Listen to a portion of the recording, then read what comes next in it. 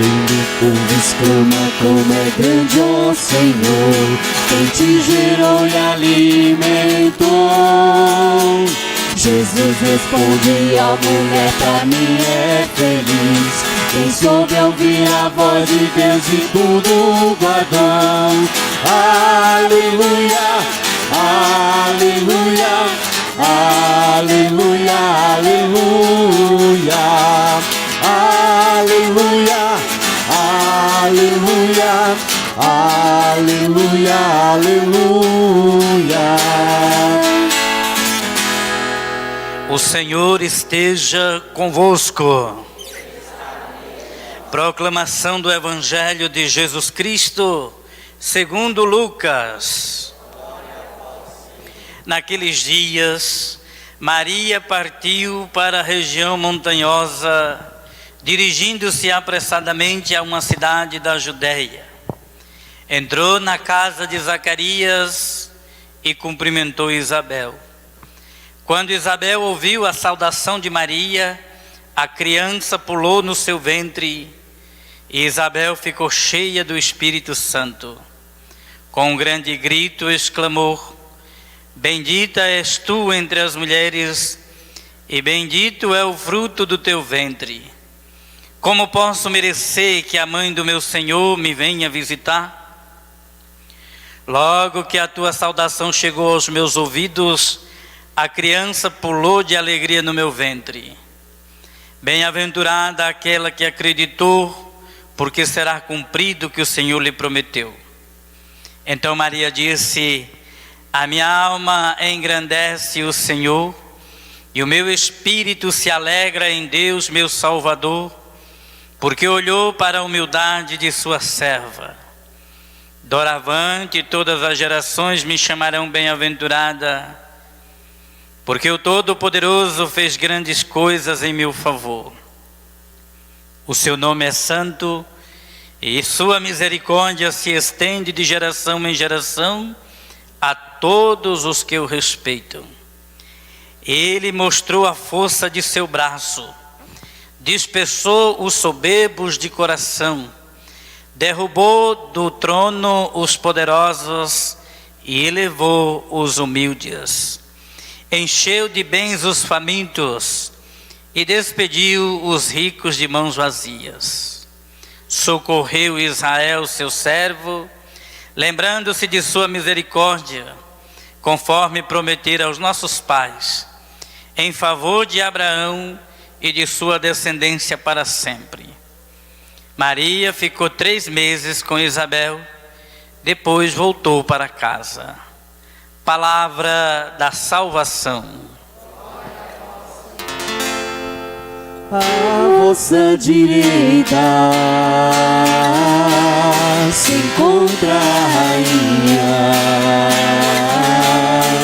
com vestes esplendentes de ouro de Ofir. À vossa direita se encontra a rainha, com veste esplendente de ouro de Ofir. Louvado seja nosso Senhor Jesus Cristo. Vocês podem sentar um instante, por favor. Uma orientação prática, mais uma vez. Não precisava dizer isso agora, mas eu estou vendo que algumas pessoas ainda estão meio perdida na hora de achar um lugar para sentar. É para sentar onde tem esses indicativos verdes, está escrito fique aqui. Eu sei que muitos ou alguns de vocês vêm com o esposo, esposa na mesma casa. Eu sei e você sabe, mas se de repente entra alguém nessa igreja que não sabe, pode dizer o padre está aglomerando as pessoas. Isso não é legal. Eu tenho insistido desde a reabertura gradual da igreja, com as celebrações, com a presença de vocês, para que a gente reze com segurança. Não adianta a gente abrir a igreja, começar a rezar e a gente tumultua, faz aglomeração e depois vem aí uma reinfecção e a gente tem que fechar tudo de novo. Eu gosto e quero pedir a você e a Deus para que a gente volte para casa com a mesma saúde que a gente veio para cá, que ninguém volte para casa doente, né? E tem gente levando a pandemia na brincadeira, como se fosse uma coisinha qualquer. Não é. Gente está morrendo, pais e mães de família deixando os seus filhos para trás, por causa de um vírusinho, é tãozinho que a gente não vê. Então todo cuidado, minha gente, por favor, para que a gente possa continuar com a nossa saúde tranquila. Eu quero aproveitar também para saudar e cumprimentar os irmãos que estão em casa. Vocês estão vendo que tem uns pontinhos aqui, está gravando nós. Aqui para mim e ali para vocês, ó, pegando as máscaras de vocês, tudo. Então eu quero cumprimentar você que está aí em casa assistindo, literalmente assistindo a essa transmissão da Santa Missa, na solenidade da Assunção de Nossa Senhora. Todo mundo sabe que o dia da Assunção é 15 de agosto, mas a igreja no Brasil transfere esta solenidade para o domingo após o dia 15, geralmente terceiro domingo do mês de agosto. Eu quero rezar por você que está em casa nos acompanhando, pedindo a intercessão de Nossa Senhora. A Assunção de Maria é um dogma de fé, e nós católicos precisamos aderir. Tem gente que diz, acreditar em dogma. Se você não acredita nos dogmas proclamados pela Igreja Católica, católico você não é. Já contei para vocês outro dia que a mulher chegou aí na secretaria querendo batizar o filho, mas com padrinhos protestantes, e eu disse a ela não, e ela me xingou. Então, se eu digo que pode ser que apareça alguém que também queira me xingar por causa disso, né? Mas se o dogma é proclamado pela igreja, é dogma de fé, e eu sou dessa igreja, eu tenho que abraçar isso, eu preciso acreditar. Mas ainda estou em dúvida. Então vai estudar o dogma, aprofundar, conhecer e acreditar. A igreja proclamou Maria assunta ao céu, que ela foi levada para o céu. Jesus Cristo, por ser Deus que se fez homem entre nós, ele foi para o céu, ele foi para o céu. Maria não é deusa, então ela foi levada para junto do seu filho Jesus Cristo. Agora, o dogma proclamado diz assim, terminados os dias de Maria aqui na terra, ela foi levada para o céu em corpo e alma. E aqui surge uma pergunta, uma interrogação. Ela foi viva? Ela não morreu? Nós ouvimos aqui na segunda leitura de hoje que a morte entrou no mundo por causa do pecado do homem. No dia 8 de dezembro nós vamos celebrar aqui o outro dogma de Nossa Senhora, o da Imaculada Conceição, que isso significa que Maria foi preservada em vista do seu Filho Jesus Cristo de toda a mancha do pecado. Como a morte é consequência do pecado e Maria foi preservada do pecado, então nós não podemos dizer que ela morreu. Ela não foi manchada pelo pecado. E você diria, mas ela é melhor do que Jesus que morreu? Não, ela não é melhor que Jesus. Só que alguém poderia dizer, então Jesus pecou. Jesus também não pecou, mas assumiu o nosso pecado. Consegue compreender a diferença entre Nossa Senhora e o seu Filho Jesus? Ela não é deusa, não é melhor que Jesus, mas foi preservada por Deus de todo o pecado. Jesus, sendo Deus, assumiu o nosso pecado e por isso tinha que passar pela morte, ressurgir para uma vida nova, para que a gente também com Ele pudesse ressurgir para a plenitude da vida. É bonito isso. E por isso a gente tem que aprofundar esse conhecimento na fé, para não ficar por aí dizendo eu não concordo, não é desse jeito, eu nunca vi uma coisa dessa. A nossa fé nos leva exatamente a acreditar que Jesus é a primícia dos que morreram e ressuscitou também como primícia, diz São Paulo na liturgia de hoje. Em uma ordem, primeiro Cristo, depois aqueles que pertencem a Cristo. E agora eu pergunto a você: há neste mundo alguém que tenha pertencido mais a Cristo do que Nossa Senhora? Não é para responder, é só para pensar. Depois nós ouvimos no Evangelho a pressa de Maria em visitar sua prima Isabel. Maria é uma jovenzinha, Isabel uma mulher com idade avançada. Eu acho interessante o evangelista falar sobre isso, porque não diz que Isabel é velha, viu? Velho, quem envelhece são os homens, as mulheres ficam com idade avançada. E assim como o anjo apareceu a Maria para anunciar que ela seria a mãe de Jesus, também apareceu a Zacarias para dizer que a esposa dele ia conceber um filho. Aí o anjo errou, na velhice. Esse anjo, quando aparece a Nossa Senhora, diz: tua prima já está grávida e já é o 6º mês dela. Maria poderia ter ficado quietinha no lugar dela, esperando Jesus ser gerado, crescer em seu ventre, até o dia de oferecer ao mundo o Salvador da humanidade. Mas não foi isso que ela fez. Ela não ficou sentadinha esperando nada. Pelo contrário, quando soube que a sua prima precisava de ajuda, saiu correndo para ajudar.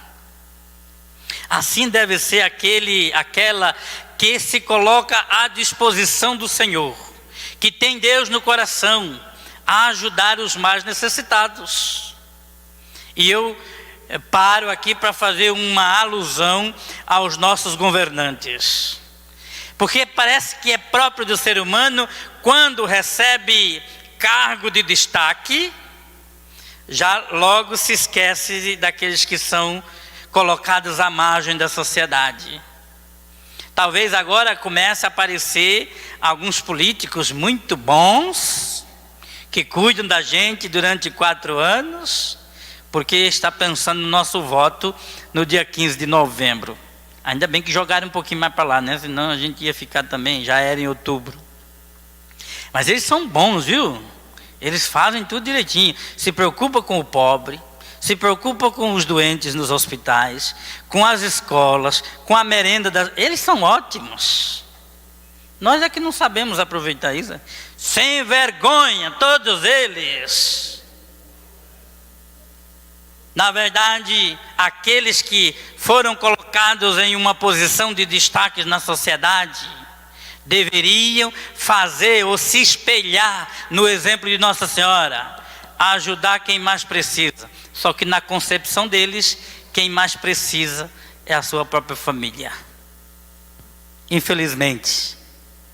Quando Maria chega na casa de Isabel, há o encontro de 4 personalidades neste evangelho: as 2 mães e os 2 filhos. Acontece que ninguém tinha dito a Isabel que Maria estava grávida e que o menino se chamaria Jesus para salvar a humanidade. Mas Isabel já sabia.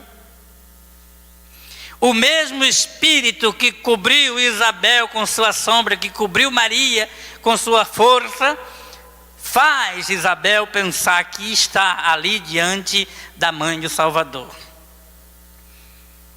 Será que este Espírito que nós também recebemos no dia do nosso batismo, quando renovamos as promessas do nosso batismo, também não nos faz reconhecer no outro a imagem e semelhança de Deus? Para que a gente possa servir, amar, cuidar, proteger, defender essas pessoas. O encontro das 4 personalidades faz com que o menino que está no ventre de Isabel pule no ventre dela de alegria. É bom pular de alegria, viu, Josefa? Fica em pé, Josefa, dá um pulo de alegria. Não, fica quieto, viu? Porque senão tira as juntas do lugar e aí para voltar é fogo. Pulou de alegria o menino no ventre da sua mãe, porque estava ali diante não só de Maria, mas da mãe de Jesus. Aqui esse pulo de alegria é uma releitura que o evangelista Lucas faz do texto, primeiro livro de Samuel, quando Davi vai buscar a arca da aliança. Ele sabe que a arca tem que ir para sua casa, ele diz essas mesmas palavras que Isabel disse a Maria: como posso merecer que a arca da aliança fique em minha casa? Isabel diz: como posso merecer que a mãe do meu Senhor venha em minha casa? Logo que a tua saudação chegou aos meus ouvidos, a criança pulou de alegria no meu ventre. Bem-aventurada aquela que acreditou. Bonito isso. Então Maria começa a cantar o cântico de Ana, também no primeiro livro de Samuel. A minha alma engrandece o Senhor. Gente, nós precisamos parar um pouquinho aqui para pensar no significado desta fala de Maria. Isso é para ser trazido para a nossa vida, para a vida de vocês que estão aqui e a vida de vocês que estão em casa.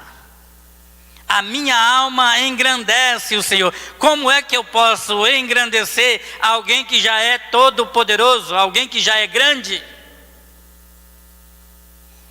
As pessoas que caminham conosco precisam olhar para nós e ver Deus nas nossas ações, nas nossas palavras, nos nossos atos.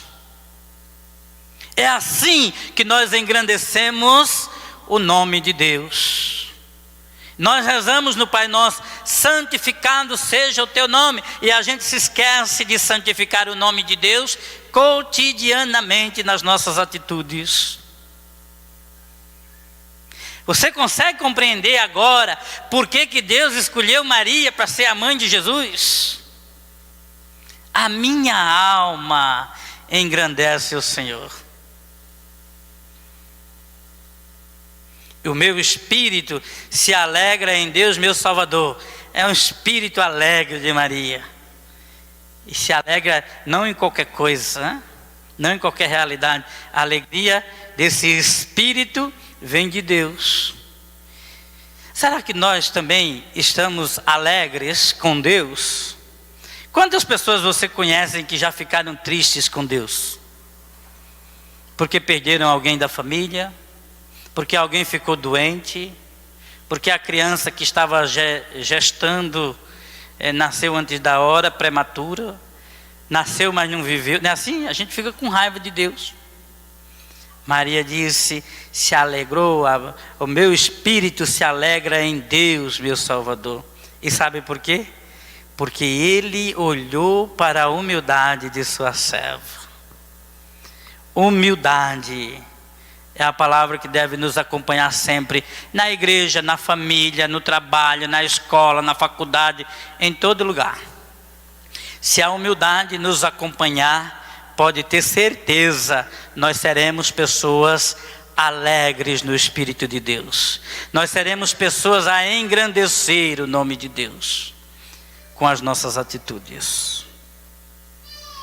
E aí, com este comportamento humilde, você não vai mais gerar Jesus no seu ventre como fez Nossa Senhora, mas você vai gerar Jesus no seu coração para oferecer às pessoas.